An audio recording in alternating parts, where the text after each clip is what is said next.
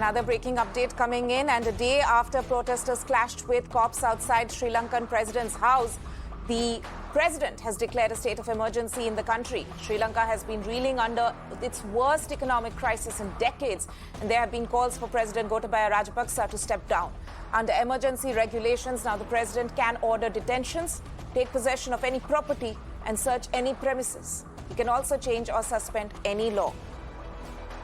Let me go across to my colleague Shilpa for more on this. Shilpa, so we've seen that the country has been completely thrown into a situation where, because of its lack of stock of foreign currencies, there's major economic crisis in the country, and there are people now taking to the streets and protesting against the president, calling for him to be ousted.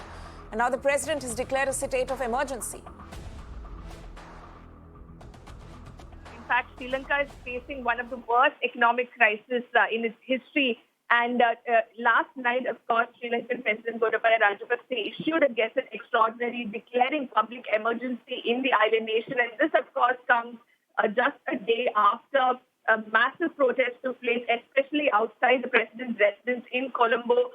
The Gazette, of course, goes on to say that the public emergency has been declared in the interest of public security, the protection of public order, and the maintenance of supplies and services essential to the life of community.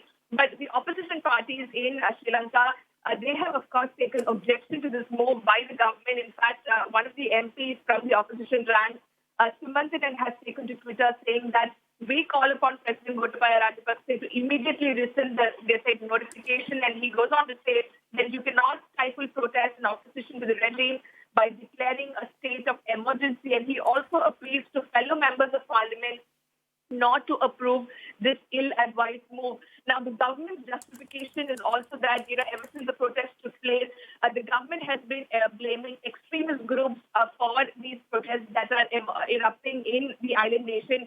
But what is becoming increasingly clear is that people of Sri Lanka are extremely angry. They hold the government accountable for the current crisis. They believe it is the policy decisions of the Gotabaya Rajapaksa government that led to this,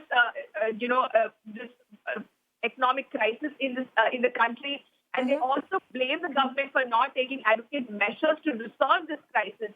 And that is also one of the reasons why there is a growing demand to install a caretaker government. In fact, the 11 constituent parties of the government, they've urged President Rajapaksa to dissolve the current cabinet and form a caretaker government instead. Now, we'll have to, of course, see how exactly, the government heeds to this demand. But nevertheless, for now, the government has declared a state of public emergency in Sri Lanka. They say this is essential for public security and protection of public order. Shilpa, thank you so much for getting us those details.